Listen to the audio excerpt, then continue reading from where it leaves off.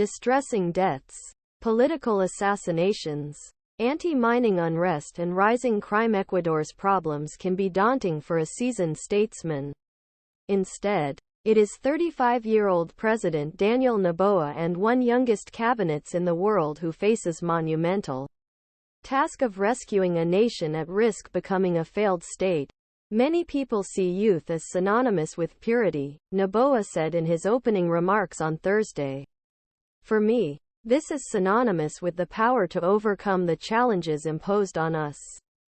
Speaking alongside Noboa, Congress President Henry Kronfle said Ecuador was facing the most serious crisis in history of our Republican-said legislature would seek a multi-party majority to help government address security crisis.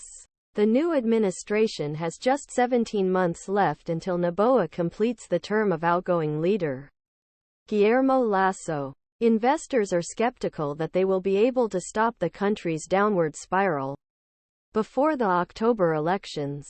Many analysts predicted that Noboa defeating his socialist rival would lead to a rally in bonds. But so far this has not happened. Bond markets offer some patience to Ecuador's next president longing for change. Latin American voters have recently elected leaders who are either too young or too far outside the mainstream.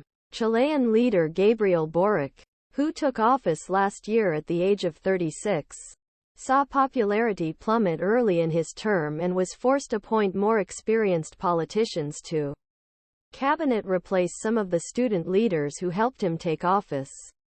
Costa Rica and El Salvador have also elected presidents their 30s in recent years.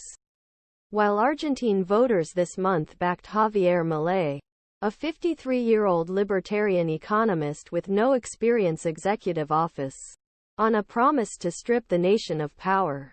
A complete economic model. Noboa's most urgent task, voters' most important issue, is to rein cocaine smuggling and extortion gangs that have infested the country caused a more than 300% increase in past 5 years.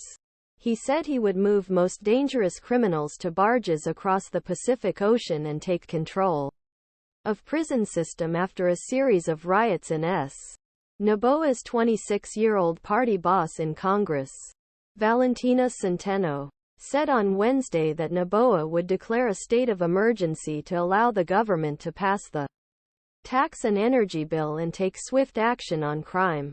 Hurtado said the government's other immediate task is to stabilize the country's deteriorating financial accounts. Murder, cocaine and Tears Ecuador faces a dangerous descent. Noboa, whose stew in the United States, said he wanted to lower taxes to increase job creation and attract investment in energy and tourism. But he will inherit a cash-strapped treasury that is effectively cut off from global credit markets. Noboa has asked a more senior economist, Cornell-educated Juan Carlos Vega, 51, to be finance minister. Vega told Bloomberg earlier Thursday in response to written questions. The president-elect first appointed 35-year-old